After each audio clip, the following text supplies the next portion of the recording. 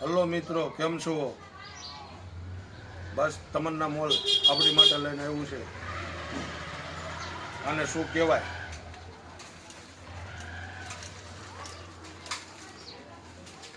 આને કહેવાય પાન, બીડીના પાન.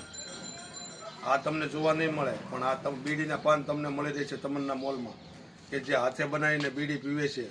હજી ઘણા લોકો જે પહેલાંના જૂનવાણી જમાનામાં જે બીડી પીતા હાથેથી, બીડીના પાન, એ તમને મળી રહે છે તમન્ના મોલમાં.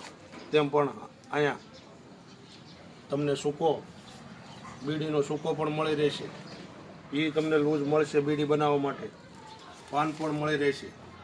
તો અવશ્ય મુલાકાત કરો તમન્ના મોલ દામનગર. અને આ બીડીના પાન તમને લગભગ એટલામાં ક્યાંય જોવા નહીં મળે, પણ તમારે બીડીના પાન જોઈએ તો અવશ્ય મુલાકાત કરો તમન્ના મોલમાં. બીડીના પાન, સૂકો, બુધાલાલ તમાકુ, એ પણ લૂઝમાં તમને મળી રહેશે.